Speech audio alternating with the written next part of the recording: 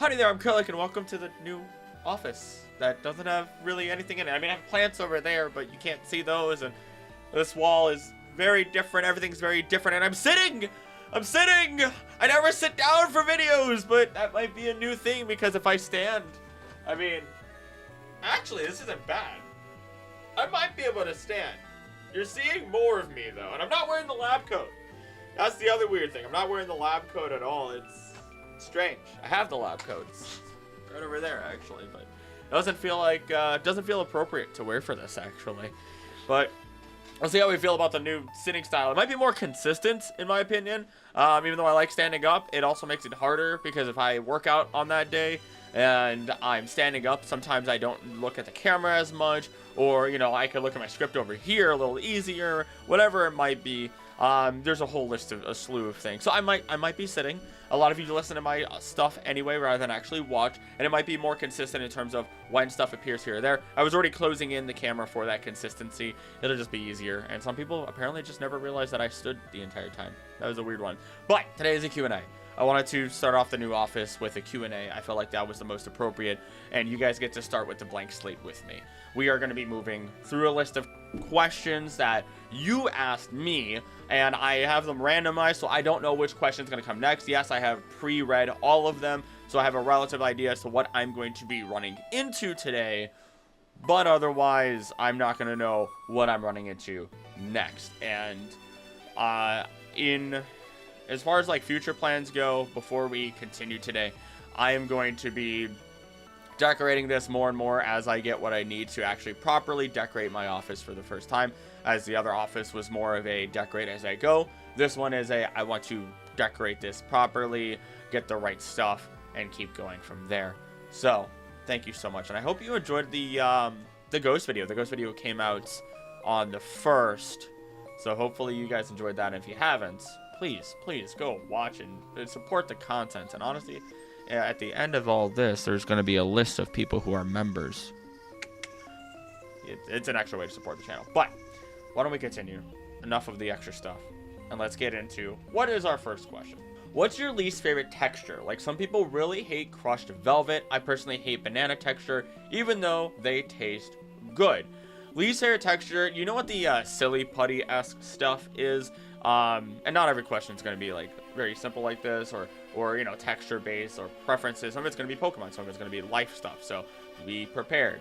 But as far as least favorite texture goes, if you know like the silly putty feel where it's like it's goopy but it's plasticky and it feels like there's a residue left on your fingers after you touch it, I hate that. And it kind of looks like gum. And I actually don't really chew gum or anything like that. It's just weird to me, the way that it feels. I remember my youngest sister, she really wanted me to touch the fact that she had one of these toys, one of these silly putty toys, and she wanted me to play with it. And I was so adverse to it, I wouldn't touch it. I couldn't touch it. And I can, of course, but you know, I think it's important to teach individuals, younger individuals, especially like babies or toddlers and stuff, the fact that, like, yes, sharing is important. Sometimes you have to learn the word no. And she was like, I think she was 6 at the time. So no, she was 5 at the time. She was 5 at the time, sorry. And it was hard for her. It was hard for her to understand, like, her brother, who was typically willing to play and do whatever else and talk and everything else, just would not touch this one simple toy. And I just couldn't. I don't know what it was, and I still just despise touching silly putty-esque stuff at all. Silver or gold? Silver. Gold is way too gaudy. I'm not a man of gold whatsoever. A good silver feels proper, and I'm also a D&D nerd, so silver is great for like werewolves and stuff like that. So I'm gonna keep that on hand. When did you first play Pokemon? I'm sure you've said this somewhere, but I've missed it. I first played Pokemon, I don't know when.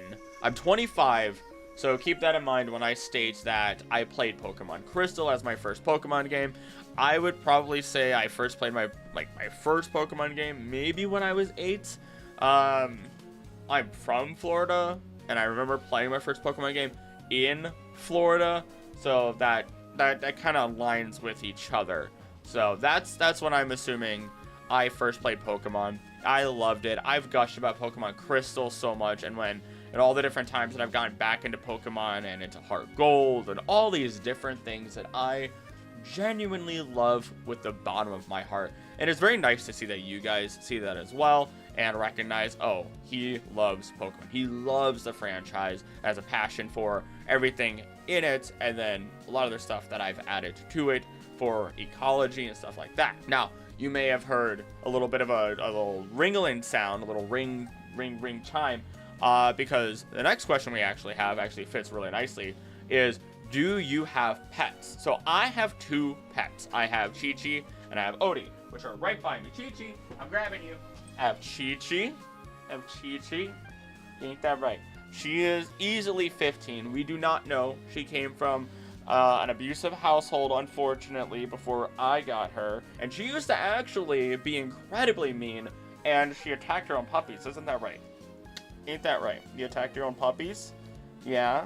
Yeah, you did. And look at you now. Look at you now. You gonna do the thing? You gonna do the thing? No? Okay. We'll look at you. So, this is Chi-Chi. And then her daughter, is a fat potato named Odie. You wanna say hi to the camera, Odie? You wanna say hi to the camera? You wanna say hi to the camera? She is the runt of 2. The litter of 2. I did have Wolfie before. I've talked about Wolfie before. He did pass away, unfortunately, but that was a while ago. He had seizures, and it was time to say goodbye. He was on medication, and it was starting to make him very much not like himself. Can you breathe harder into the mic? Can you do that? You want to do that for me? You want to do that for me? No? Okay. Big baby. Big baby. Big baby. You got to clean out those eyes. You got those eyes. You got those eyes. You got those eyes. She just lets me do whatever, because she knows I won't hurt her. Oh, let's put you back down. I do have 2 other cats, which are my girlfriend's, actually, as that's where I'm actually at. I've moved in with my girlfriend, and yeah, no, the 2 cats aren't here. You'll probably see, so it's Martini, which is a big fat black cat, and then she just doesn't really stay by me much. She's very antisocial unless it's my girlfriend. And then the other one is Whiskey, who you'll probably start seeing right here a lot because he's already started laying down on the back of my chair a lot. It depends on the time of day, though, and whether or not I'm in the office, because I don't want any of the pets in my office when I'm not here. There's cords. We also decided that we would get, with me moving in, a nice little gift for us, which is going to be another pet named Jaeger. We're very excited for him. He's very, very cute. We haven't gotten him yet. He's a puppy from a shelter, so with that, we're pretty much going to be grabbing him like immediately, so that way, you know, he's 8 months old. Don't have to worry about him staying in a shelter for too long. So we lucked out when it came to that and how young he is, so we can train him plenty. And I'll be the one primarily doing that because I'm home. I'm the one doing YouTube videos and all this other stuff, working from home. So that's the great stuff. How are you today? I am good. Throat's a little bit cracky. I really should probably drink a little bit of water, which, you know what, I might as well do right now. But yes, I'm doing good. It's very weird being in a new location. I did tear up when I had to take down my other office. It was hard. It was a location that I lived in for 5 years, since I first moved out and my family moved away. So it was it was very weird, very hard. A lot of mix of emotions that I'm not ready to talk about, and I feel like I'm gonna leave it at that because I'm still relatively processing them, and I'm still cleaning out the place.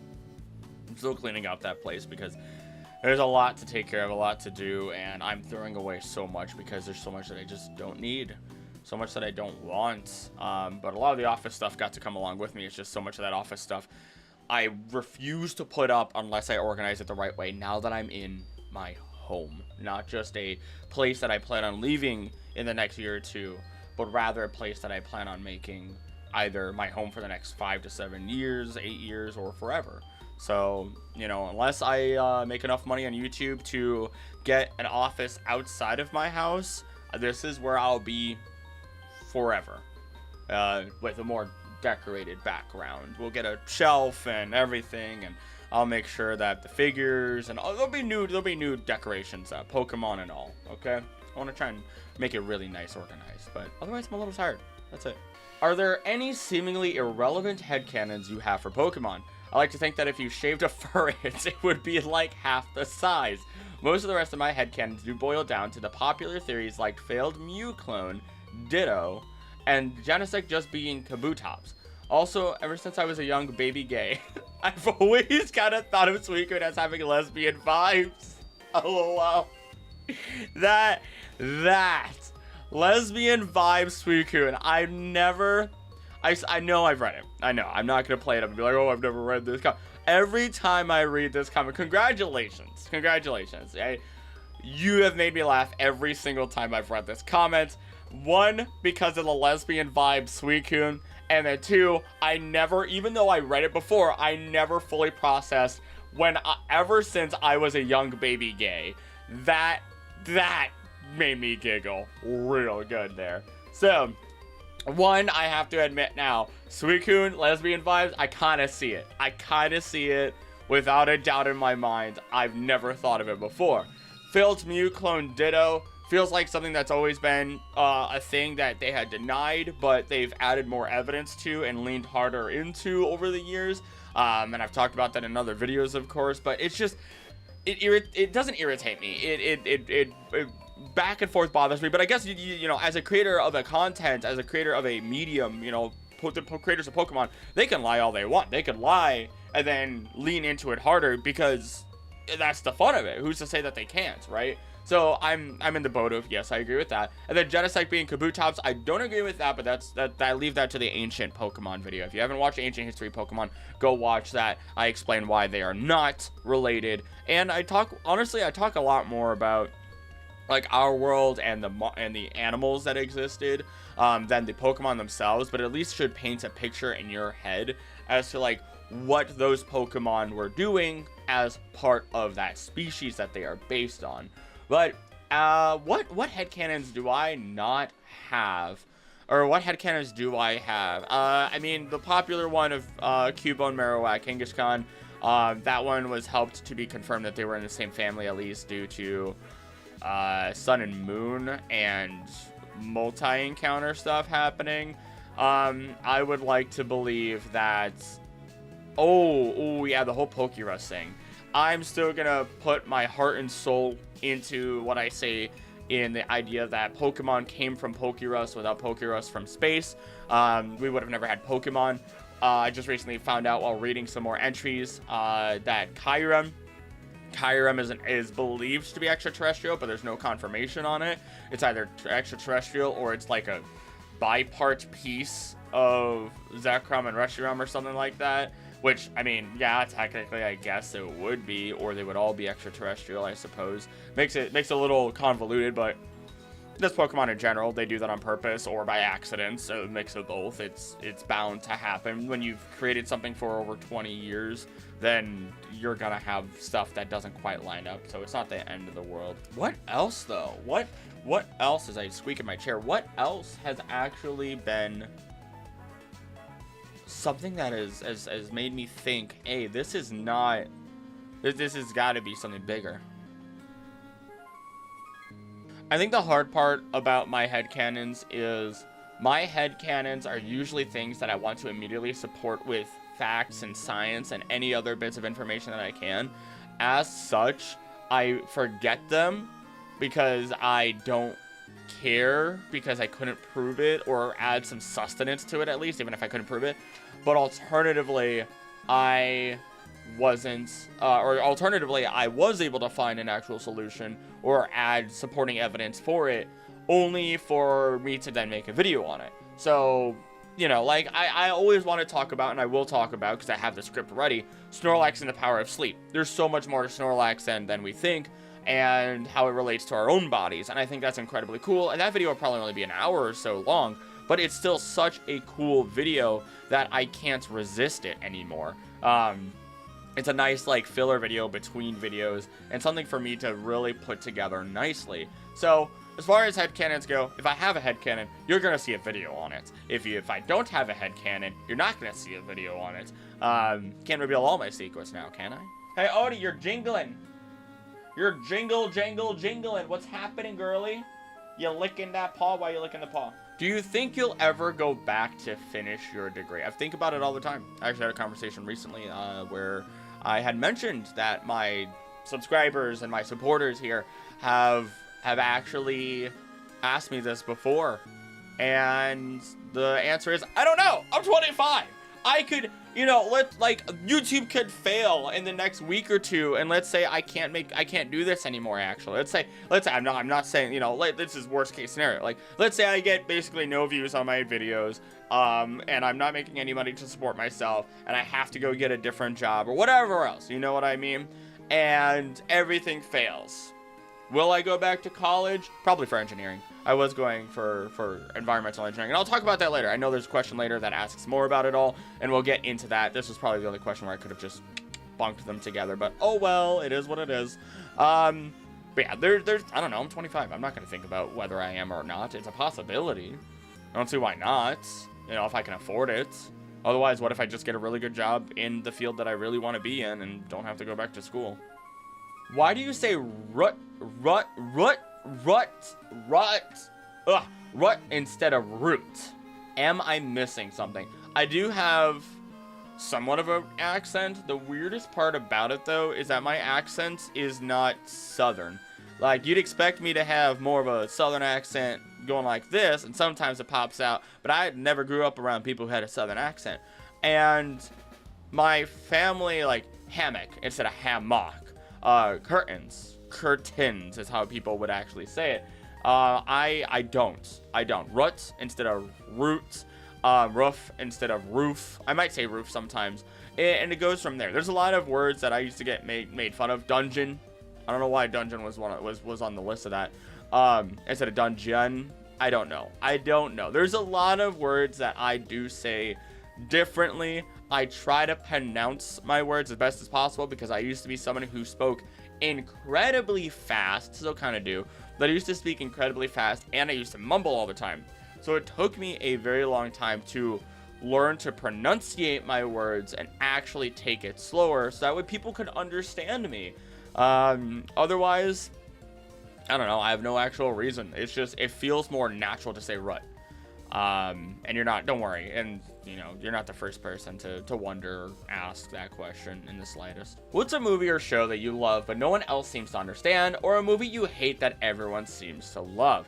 When it comes to movies and shows and everything like that, I'm actually not incredibly picky. I'm somebody who I can separate my brain and be like, okay, how do I feel about this movie? Love it, hate it. And then on the other side, I can be like, all right, is this an actual cinematic masterpiece, or what's going on here, right? Is there something special here that even if I don't like it, can it be something that others can enjoy or at least respect in some capacity, whether that be the cinematography, the actual sound design, the writing or plot, storyboarding for the shots, so on and so forth, right? What is the full expanse of what this has? Now, I don't know. I mean, I guess I love my number one movie since I've been 14 has been Shaun of the Dead. I love Shaun of the Dead. It is my favorite movie of all time, and it has yet to fail me. Every time I watch it, I laugh. Every time I watch it, there's just a scene where I can feel my body curl in, and I'm not going to show that scene here because it's a comedy horror done by Edgar Wright, my favorite director of all time. Phenomenal, and also it's Edgar Wright, Nick Frost, and Simon Pegg. Simon Pegg and Nick Frost are the stars, and the two of them helped I believe both of them together did help co-write and co-produce with Edgar Wright, not only Shaun of the Dead, but Hot Fuzz and At World's End. All three are great movies. I like Shaun of the Dead most, Hot Fuzz to follow. Hot Fuzz is still within my top 10. That is how good he is. And you probably recognize Edgar Wright as a director because Edgar Wright actually made Baby Driver. And that was, I believe, the most recent movie that he's created up until he just announced that he's working on another one. He also did Scott Pilgrim vs. the World, the movie, not the TV series, although I think he has a cameo in it. I don't think he helped write it, though. I could be wrong, but I know he has a cameo in it as a producer who is producing a movie within the show. I can't say anything else because I don't want to spoil anything at all, because it's not the same as the regular movie. It is phenomenal, and I highly recommend it. If you enjoy the Scott Pilgrim franchise, it's very fun. But ultimately, I love everything Edgar Wright, movie-wise, has done. Fantastic work. And I don't see as many people get as excited about his work in general, let alone Shaun of the Dead. I've met maybe 4 people who know what Shaun of the Dead is to begin with, and that hurts as somebody who absolutely loves that movie and could watch it day in and day out without fail. I'm going to want to watch it today, but it's not on any streaming service. It's freaking getting shown again in theaters in the UK, but you know what's not happening? Not in the US. Why? It's such a good movie and it deserves the love. All I have is the DVD, and it makes me sad. I don't know, man. I don't know. I love it. I love it. If there's one recommendation I have for a movie, and you're not going to listen to me on anything else, for a movie, go watch Shaun of the Dead. Comedy horror, it's not that scary. It's phenomenal. It's a little bit of blood here and there, but gosh, is it phenomenal. And while I'm here, I might as well say Free Run at World's End, best anime I've ever watched, at least for the first season. I don't know anything else. I mean, the Castlevania series, not Nocturne. I always say it, not Nocturne, but Castlevania, and then Cyberpunk 2077, Cyberpunk Edge Runners. Those 3 are probably my top 3 of this past year that I've watched. I know they haven't released in this past year, but they are easily my top 3. I might as well go on this tangent. I have you guys here. If you're here for the Q&A and you know it's a long video, I know, you guys are here to listen to me ramble, like, purely. And we'll get some Pokemon questions later. I see them.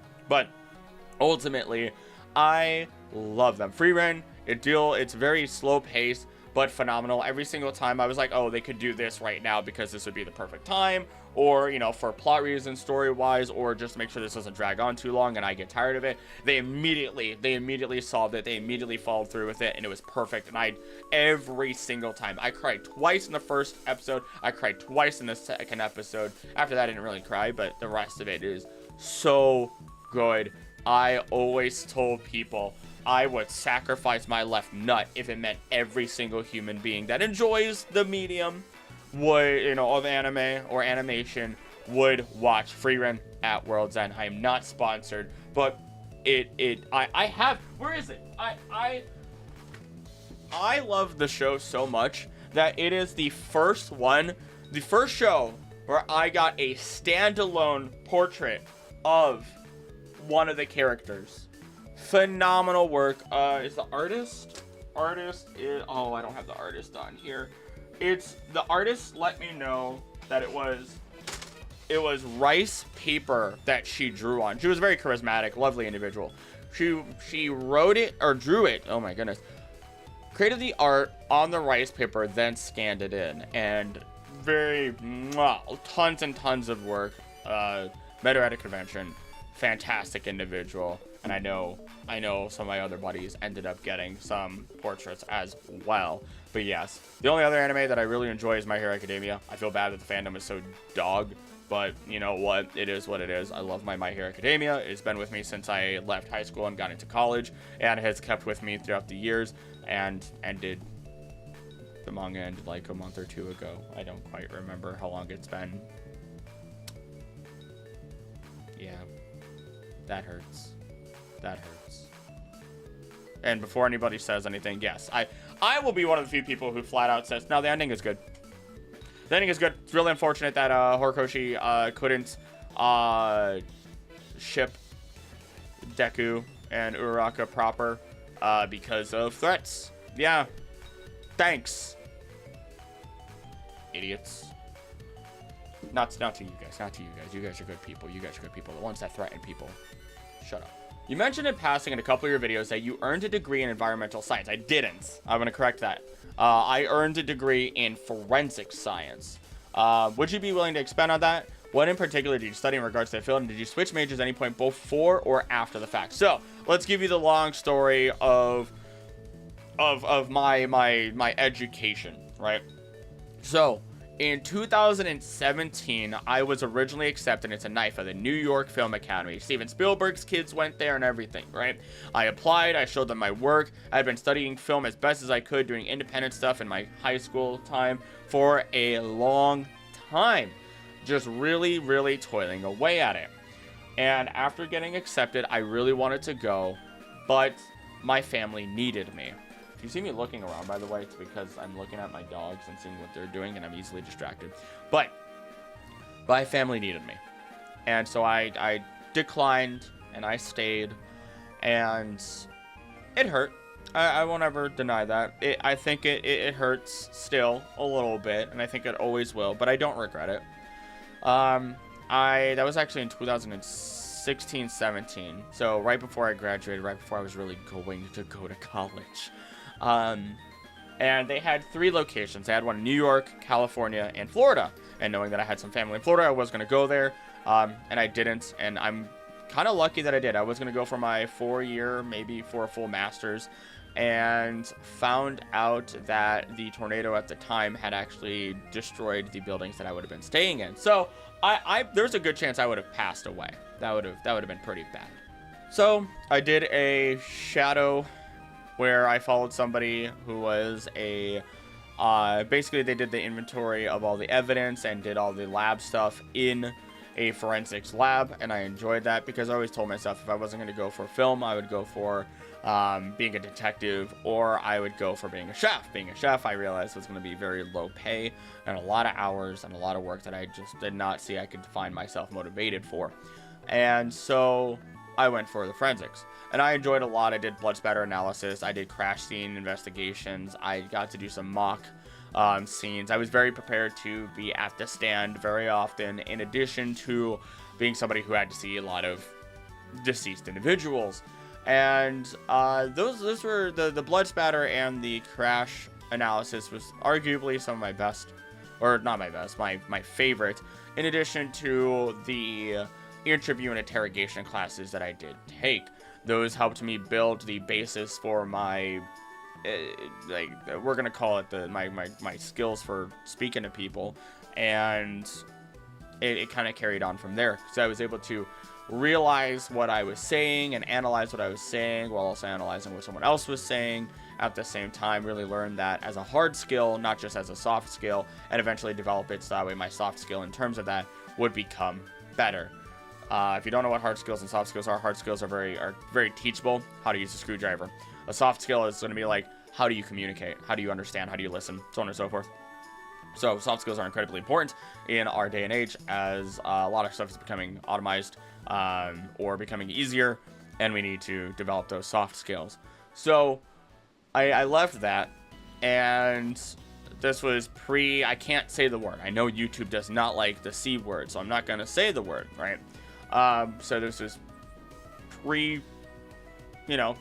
and towards the end of me getting my degree, that they finally started telling me, oh, you need to go be an officer before you are allowed to even be a detective. And I'm like, can't I just be a civilian detective or whatever? And they're like, yeah, no, that's not really much of a thing here. So that was nice to be told. So I go to try and be an officer. I'm working at a state forest for a while, and I try to be a warden. And I got a 90% on the entry and still got denied, mind you, because a lot of ex-officers are switching to being wardens at the time. And so I eventually get into and accepted into police academy. It goes fine for a while. The big C word around the world happened. So that was fun, as everything was flipped on its head. And there were things that I dealt with while working alongside wardens that I stopped, and they loved it. They loved what I could do. They told me that I should be a warden, that I handle their situations phenomenally, and I can't talk about those situations. I can't. Not just because emotionally, they weren't the worst things in the world, so don't think I handled a death or anything like that. But some of the situations, it started getting into my head, and it wasn't a matter of I was taking it home because, oh no, I made someone upset. And I don't care if I make someone upset. I care if I accidentally did it, but if you're gonna be upset because of something I naturally do, me being me, the way my voice sounds, because I get hate for how I sound and how I talk, ooh, I don't care. And I'm gonna say that right here, right now. I don't care, and I never will care. It would be a sin for me to care about your opinion when I have so many people who support me and give proper constructive criticism. And, you know, that's a way of thinking. Nevertheless, I eventually, with everything changing because of the world event, and because of me going home and having these thoughts in my head, I'm not separating work from home, I decided not to do it. And I spent maybe 6 months wandering in my head what I wanted to do until I landed on looking into environmental. And I spent a good year. No, it was 2 years. It was 2 years because I got my associates. I got my other associates. It's an associates in applied, or no, sorry, it's an associates in arts and sciences. Basically, what you're gonna get when you're going for your degree anyway. It's basically just the base level prerequisites that you need before you start getting into your really developed classes. And I did an internship studying water for a long time.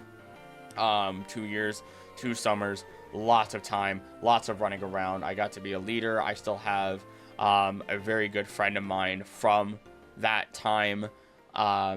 And if he's listening to this right now, I hope you're doing well with all your training and everything that you're doing. You're doing fantastic. But as time went on and I was working on this environmental stuff and making my connections and talking to my professors, which I highly recommend you do, make a good connection with a professor at minimum, if not multiple. I kept working on YouTube more and more and more, and I started seeing YouTube had the potential of taking off. And when I hit 1,000, I was at 1,500 as of 2023. No, I didn't hit. I was at like 1,000 in 2020, like October, August, September of 2023, somewhere in there. I was at like 1,000, right? Or I was at 1,000 in the summer, or something along those lines. I don't know. All I know is I started getting monetized, and I started realizing what I could do to change things. And I started realizing that school was putting me in debt, and I was treating school as a secondary option, not my primary, which is a mistake. It is an absolute mistake. If you're gonna go to school, treat it as your primary. Figure out what you want to go for. That's important, and I wasn't doing that. And I was working through and doing my environmental stuff, and I had a very strong conversation with one person, with Heals for Life, who is a part of the community, before I made this decision. And then everyone else I told, and my professors supported it, and I left college. And a lot of changes happened. A lot of changes. In January, February, I left college. I finished my semester. I left college, and I said I'm giving myself 2 years. I get 2 years to make this work. I'm going to dedicate myself to YouTube. I'm going to work a full-time job while dedicating full-time hours on top of that to YouTube, and I'm going to see what I can make work. And I'm just hitting what I need, and we're getting there. I was able to quit my job. Yeah, that's an announcement. I was able to quit my job. I moved. I quit my job, and it's looking good. Things are looking good. And as long as I continue to get your viewership and support in the sheer mass that I have been getting, I'm going to continue to be good, and I'm going to continue to grow and make more content. You guys have no idea how fast and how much quality content I'm going to be able to create now. So there's your full extent on what happened and how things went and how everything shakes up in terms of me going for my degree, me potentially going back one day for it. I don't know. I mean, maybe YouTube will work, and maybe I'll be able to pay for it myself to get a degree. Maybe I'll never do that. I have so many books and everything, and I still have good contact with my professors. It's just, you know, where am I going to get my education? What can I do to take that education and further what I'm doing with my life and what I want to do? And that's the biggest question that needs to be asked every single time. Oh, actually, before I continue on the next question, other things that helped me, and I can't say too much. I mean, you guys already know I live in the state of Wisconsin, but there were, and I can only say so much because I don't want to say the wrong things, but there was a lot of stuff going on at the time with the schools, tuition raising, locations closing or libraries closing as a part of these locations, and they got rid of the degree. I was going for environmental policy and planning, which is a subset within environmental engineering. It's basically how I saw it, and it was everything I wanted to do. And they were getting rid of the degree, and I just couldn't trust that I was going to get taught out all the way through. And I just was losing my love for environmental engineering because the professors just were not, they just did not seem excited, or it just wasn't working. Let's just put it that way. It wasn't making me feel primed and ready for my education, and it took away from my love, and because I did have a genuine true love for environmental, to the point where I was willing to make it my primary instead of going for what I'm doing now. So yeah, that's where I'm at. It wasn't just oh, YouTube's working, I'm gonna make the jump. No, it was YouTube's working and everything else isn't. I need to jump. I need to bet it on me. Are you a Google debunker? I have no idea what the f that is. When you tap your fingers, do you start with your little finger or your pointer finger? Little finger. I do the always rhythmic as well. Typically rhythmic, or I do like on the side of my face. It's always feels like a spider of sorts. What art program do you use? I use Sketchbook Pro right now, but I am very tempted to switch over to Procreate. Sketchbook Pro, it's free. It was nice when I didn't want to spend money, when I've already spent a good chunk on my art tablet, which is not in shot at all. I realized I bought oh gosh, what did I buy? I bought a Magic pen. And that's been really, really nice for me. But yeah, I've been very tempted to switch to Procreate. That's the program that I have some of my art friends use, and they've recommended, and it just depends on if I want to spend the money on that, and I could, and it wouldn't cause me any problems long term. But if Sketchbook Pro's been working so far, I could just stick with it for a little bit longer before I'm ready to learn a new program altogether. And that's sunken cost fallacy right there, ladies and gentlemen. One question I get a lot of, actually, that I figured I'd self-input here is, do I have ADHD? Or by extension of that, I suppose, autism. And autism, no. I can basically guarantee I do not have autism.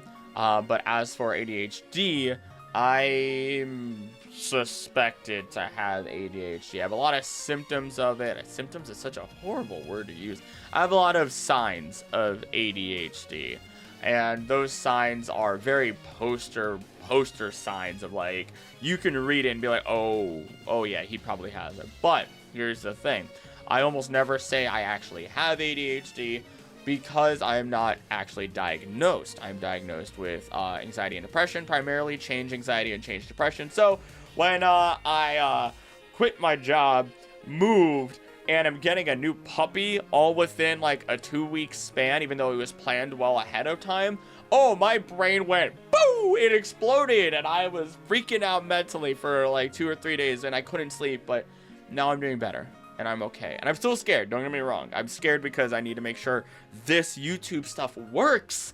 It's terrifying, truly, but it's exciting because the more you put in, the more you get out. And that's the general rule of it.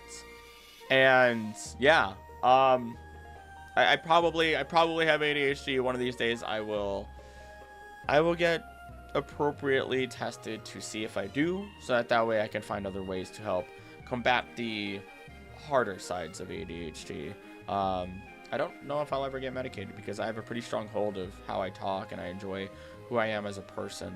That sounds conceited, but I'm comfortable.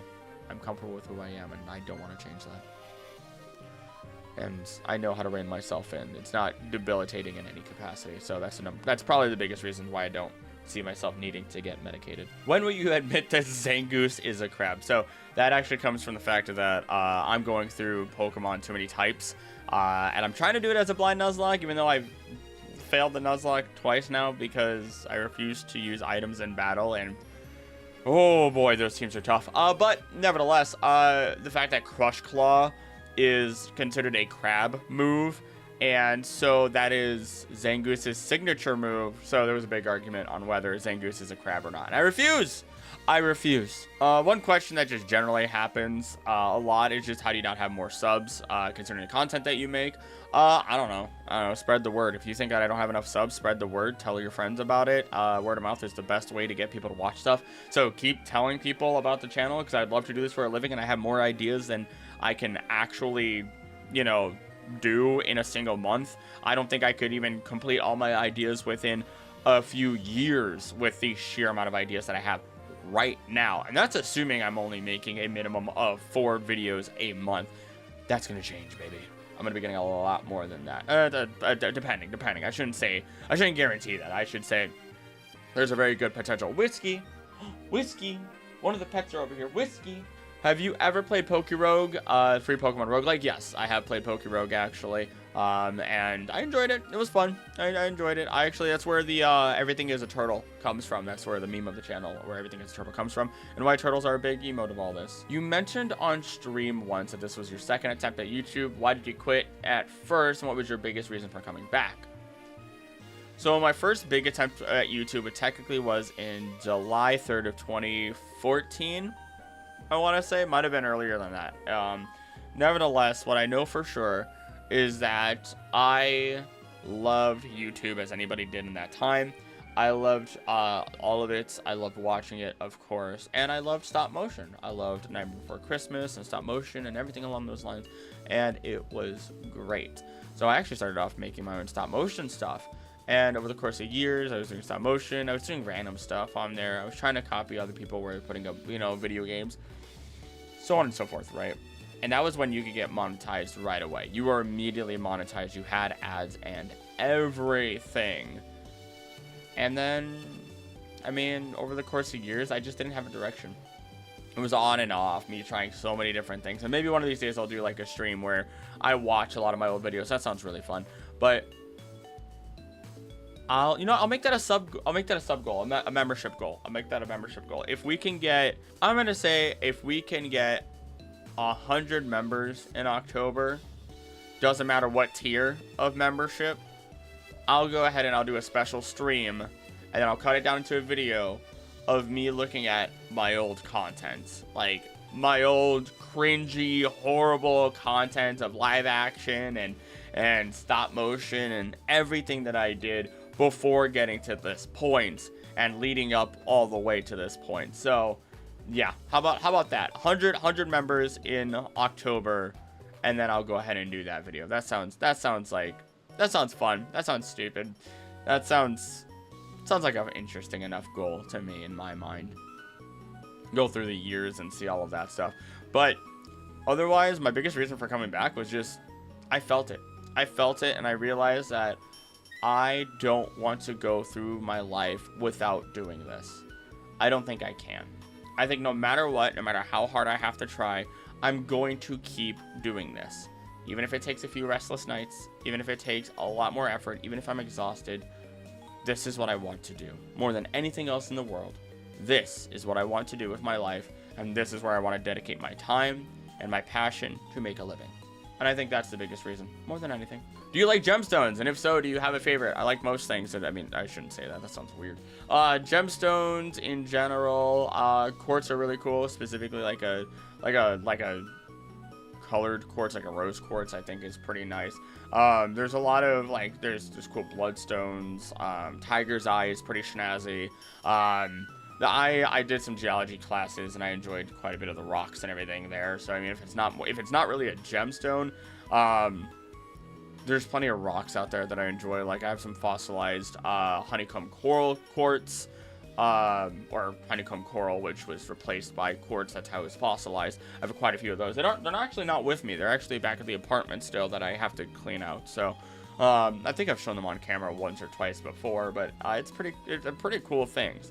So technically that's my favorite gemstone because that's technically the one I have, but it's a fossil. So I love fossils, bones and fossils. That's the forensic science coming out. T3 of asking for an address. Okay. Yeah, sure. If you could just go to sit and listen to the world, what environment would you like best? Like, what would you rather be? In a forest hearing the animals, oceanside listening to the waves, in a busy city with people and car sounds, or something else? For me and the world, I go back and forth. I used to love being around the water all the time, being born in Florida, loving the water there and everything. I loved it there. How many languages can you speak? One. Actually, technically, English is not my first language. Spanish is. I actually spoke nothing but Spanish when I was little. I am American, or USA, North America born. But I only spoke Spanish for a long time. And interestingly enough, due to my negative relationship with my biological father, when I was little, I actually ended up deciding that because he spoke Spanish, even though he spoke English and Spanish, because he spoke Spanish at all, I now refuse to speak Spanish. And so I completely lost my ability to speak Spanish. I do speak a little bit here and there. I can understand it more than anything. But otherwise, yeah, no, I only speak English. I know a little bit of Spanish, and I was trying to pick up Japanese because I want to go to Japan at some point, but I also need to brush up on my Spanish as well. I would also love to learn sign language. Sign language would be a phenomenal one. I move my hands a lot when I talk anyway. Right now I'm not because I'm sitting, so I'm a little bit more reserved and controlled. But at the same time, I would love to pick up sign language. It is one of my favorite languages that I would say I feel like should be taught. It should be an option in high school. Like, you get, like, Spanish, German, or French. And I'm like, how many people... Okay, for Spanish, I get it. But, like, German and French, how many people are you coming across that are speaking fluent German and don't speak anything else? You get a lot of that with Spanish. But then with sign language, yes, I get it, you're probably not coming across a lot of people that are, you know, deaf. But you are more likely to come across people who are at least hearing impaired.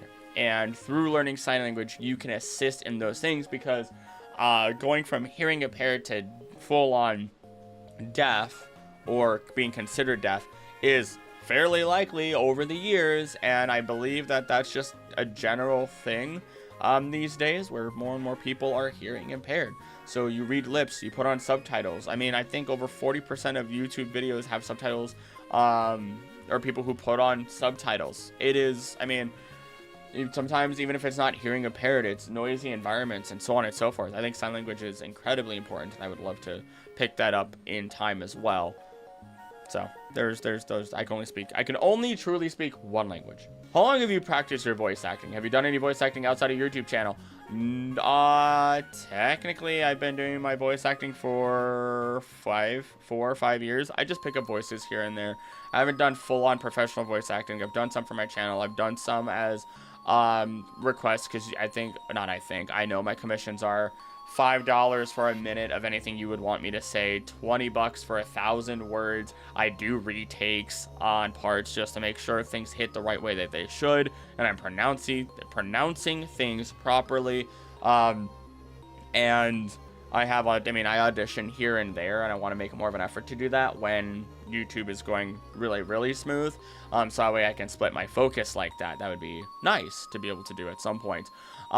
But ultimately, I don't do a lot of voice acting outside of this. I've picked up a lot of different ones, like I said, and it's not hard for me to switch back and forth between many of them over time to ensure that I'm doing the right thing. But I struggle to think about what I need to say next. The hard part is when I'm thinking, I end up getting into the mindset a little bit. In addition to, I fail to think about, like, if I'm switching between voices, I'm thinking about what character do I do next, rather than thinking about, what I should be saying next sometimes. And other times, it just becomes real easy for me to switch back and forth between them if I just think of it in the exact moment. So, for the longest time, I mean, this is technically the first accent I ever tried doing, and this is the real Krillik. So, my name isn't Krillik, but God, pardon me, wishes it was. But the real Krillik was a D&D character that I had played a long time ago, and he talked like this the entire time. He's based off of Panic Grimtongue, or at least has a lot of strong inspiration from Panic Grimtongue from the Unexpectables, which got me into D&D. So yeah, I plan on doing a lot more with my voice. I want to do more. I want to do as much as I can with the time that I have on this earth. So why not? Just give it a shot. If it doesn't work, it doesn't work. Why do they call it oven when you oven the cold food out of hot? I'm done. I'm done. You guys asked enough questions. I've had enough. Bye bye. See you in the next video.